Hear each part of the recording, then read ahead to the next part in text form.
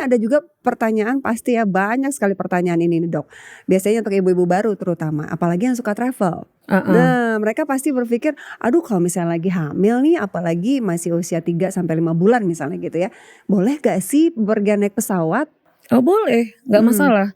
Tapi memang harus pemeriksaan dulu ya, dilihat kondisi kehamilannya, plasentanya di mana, atau ada keluhan kram perut sebelumnya, atau kayak tanda-tanda fisik, contohnya kayak tensi. Nah itu kan harus dicek semua. Kalau Iya. memang kondisi fisiknya, kondisi kehamilannya oke, nggak masalah. Paling kita mungkin bekelin kayak obat-obat ya untuk mencegah misalkan jangan-jangan ada kontraksi ketika kita aktivitas berlebihan saat liburan ya. Paling disiapin obat-obatannya. Oke. Dan kadang-kadang juga kita nemuin orang nih ya Dok ya, ada yang emang terlalu panikan, parno, ada juga orang terlalu cuek. Ya Iya. kan, kayaknya apa ya istilahnya kebo gitu ya Dok ya. Iya bener.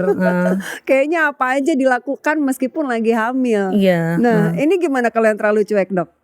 Sebenarnya terlalu cuek, terlalu panik itu nggak boleh sebenarnya. Dua-duanya nggak boleh, harus balance ya istilahnya ya. Tapi kalau yang kayak cuek itu mungkin karena dia merasa saya nggak ada keluhan ini, boleh dong aktivitas ini. Cuman tetap aja intinya aktivitas fisik yang agak berat atau ringan itu tergantung kondisi kehamilannya. Apakah pada saat pemeriksaan terakhir memang semuanya oke-oke aja, dan harus diperhatikan juga keluhan yang mungkin timbul saat aktivitas itu dilakukan. Oke. Paling itu aja yang mungkin observasi. Semua ibu hamil kan harus kayak memperhatikan keluhannya, kondisi fisiknya. Itu aja. Kalau memang bisa mungkin kehamilannya akan lancar-lancar. Oke Dok, tadi kan kita sempat mention ngidam juga nih ya. Iya. Ngidam itu sebenarnya dari segi dunia kedokteran gimana sih dokter ngeliatnya? Oh iya. Ini beneran gak sih? Apa karena kadang-kadang orang ada yang Mitos ya. mikirnya ini mitos aja nih, manja aja nih ibu hamil gitu Oh kan? enggak, memang ada. Itu kan berarti kan kadar HCG-nya agak tinggi mungkin saat kehamilan yang pertama itu. Kalau teorinya memang katanya anak laki-laki itu HCG-nya lebih tinggi. Jadi mungkin kemungkinan untuk hiperemesis atau ngidam itu lebih tinggi untuk anak Kalau anak laki-laki. laki-laki? Iya benar. Oh gitu. Tapi kan kadang orang suka ngidamnya aneh-aneh tuh Dok. Ada yang pengen dibawain rambutan tapi harus metik sendiri suaminya gitu kan. Itu kayaknya sih dari psikis sih itu ya. Dari psikis itu ya Dok ya. Mungkin kalau suaminya yang ngambil itu perjuangan gitu ya. Jadi lebih benar. mantap gitu maksudnya.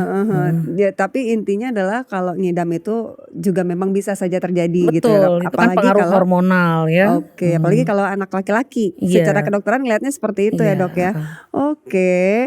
Nah, terus tadi juga dokter sempat mention dikhawatirkan kalau misalnya kita melakukan sesuatu kesalahan di kehamilan pertama, itu bisa jadi terjadi pendarahan. Iya. Ya, tapi kan mungkin dokter juga sempat bilang kalau yang namanya flek itu di awal kehamilan ada yang normal ya Dok ya? Ada yang normal. Gimana kita membedakan itu flek yang normal sama yang nggak normal? Oke, paling kalau kayak flek yang normal itu di awal kehamilan banget, implantasi awal.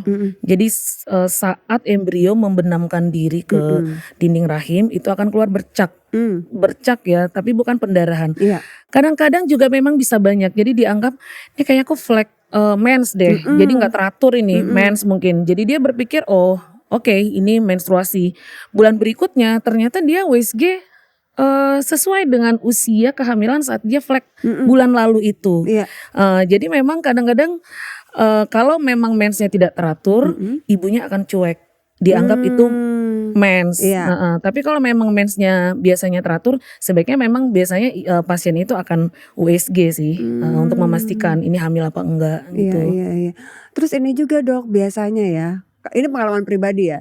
Yang tadinya sebelum hamil itu saya ngerasa nggak ada satu penyakit tertentu, tiba-tiba pas sudah hamil, tiba-tiba aku ada ini loh Dok, bronkitis.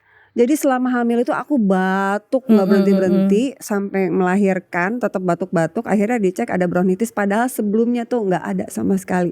Nah ini kenapa Dok bisa terjadi kayak ada gini? jadi penyakit penyerta gitu ya. Gitu. Mungkin karena perubahan hormon, daya tahan tubuh kita kan memang lebih rendah ya. Terus kita kalau kayak batuk kita kan aduh takut deh saya nggak mau minum obat gitu. Jadinya kan kayak kuman itu berkelanjutan. Paling itu sih.